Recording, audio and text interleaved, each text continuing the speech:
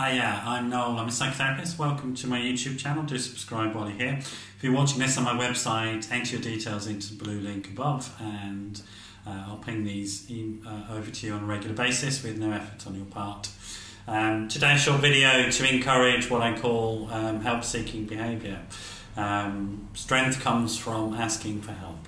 That's the title of this video. Strength comes from asking for help. We're brought up in a culture which has disconnected us from each other, particularly around vulnerability, I think. You may want to watch some of Brené Brown's work on that, on the power of vulnerability or feeling scared and yet reaching out to somebody is the key or the cornerstone, the foundation, whatever metaphor you want to use. It's the absolute most important thing you're going to do in terms of developing relationships with other people, particularly when you need help. Our tendency, I think, when we're feeling vulnerable, when we're feeling weak, is to want to hide away from that. We are promoted in this culture into a sense of strength comes from individual pursuit, individuality. In fact, it's not the way nature designed us at all. Nature designed us to bond with people when we're upset, because it's in the collective that we get our strength. Our resilience, our emotional and psychological resilience comes from the strength of the network of people around us that can provide us with practical and emotional support, also reality check some of the fears and anxieties that we have.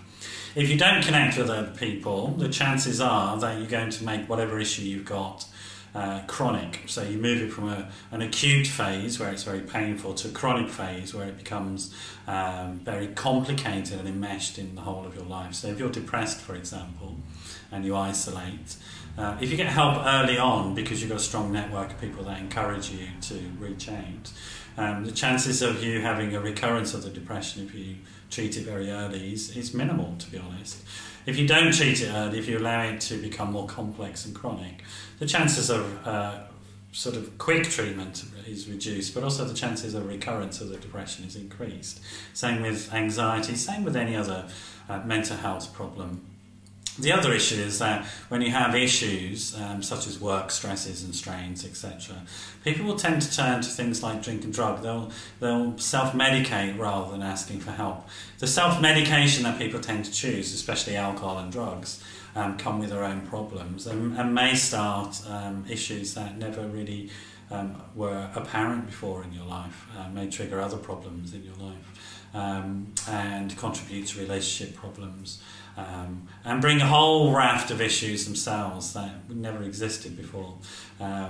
You may want to turn to sleeping medication, for example, and become physically dependent upon them. They're very difficult to break if you get into that sort of habit. The other types of things is if you're isolated and you have problems, you tend to get more into suicidal thinking. It's an unfortunate fact, but you're more likely to harm yourself or kill yourself, in fact, if you don't talk to people about the thoughts that you're having. The thoughts can seem very real, the self-harming thoughts can seem very, very real if they're only inside your own head and you're not sharing them with other people. So the message of this video is very clear: seek help. It's in help-seeking behaviour that we find strength to carry on in life and to learn from the problems that life throws up at us. So for today I want to leave you with this thought, that in reaching out when I feel weak, I become strong. In reaching out when I feel weak, I become strong. Thanks for dropping by. Do subscribe while you're here, and do give me a call if you need any help. 07 506 319 745. 07 506 319 745. Thanks for dropping by.